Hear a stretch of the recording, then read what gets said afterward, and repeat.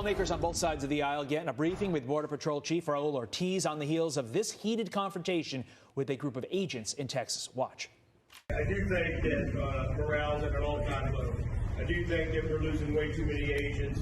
We continue to do the job and the mission that we signed up for. It's kind of hard to say that. For evil to triumph is for good men to do nothing. That's exactly what's happening here. Good men are doing nothing. You're allowing illegal aliens to be dropped off in communities. Florida Congressman Carlos Gimenez met with Ortiz yesterday. And Congressman, what was his message? What did you get out of that meeting? No, he admitted that the morale of the of Customs and Border Protection agents is at an all-time low.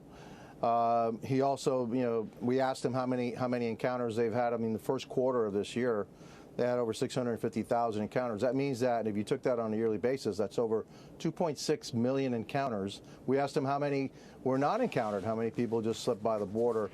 He took a guess saying close to 800,000 probably come through undetected. So we're talking about over 3 million immigrants are crossing the border, and so yeah, it's a difficult situation. He was frank, but look, he has to toe the line. He does have a boss, and his boss expects him to say certain things and not say other things, and so it was quite eye-opening. And I appreciate his frankness, but I also understand the difficult position he's in.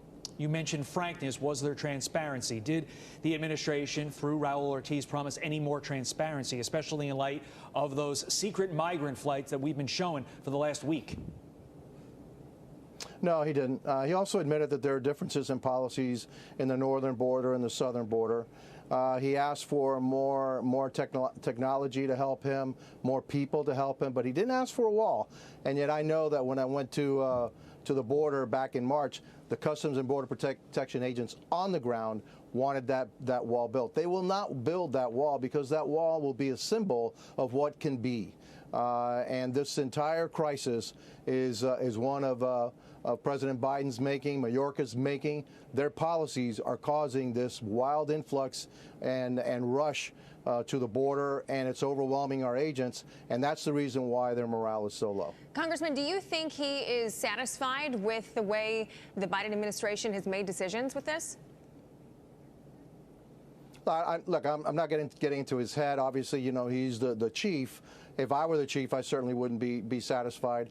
I know what was working before, and all of a sudden you come in on January 20th, of 2021, you change the world, and then all of a sudden you have this wild influx, this massive influx of immigrants, and they're basically overrunning your agency. That's not a recipe for success, and I'm sure that he'd like to see things change, but he really can't say that because he works for the president and the secretary. When COVID officially becomes endemic, did he say anything about remaining in Mexico?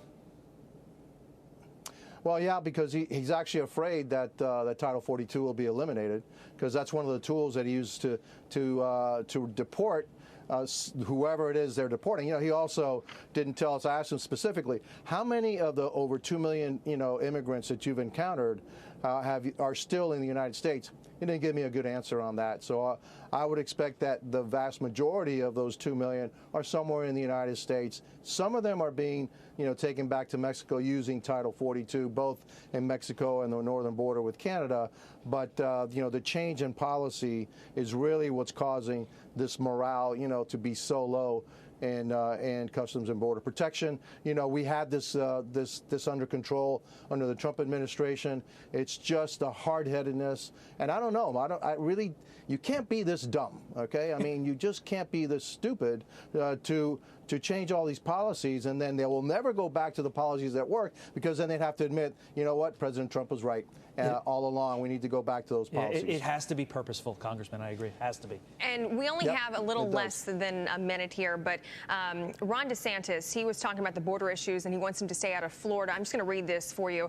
It says, we don't want the problems from the southern border to be imported into the state of Florida. So the people that are instrumental in that, we want to hold accountable. We're not going to let the Biden administration's recklessness at the border impose cost of the state of Florida. So is this the new normal, to where the local and state officials have to pick up the pieces from what the feds aren't doing? 30 seconds or so less.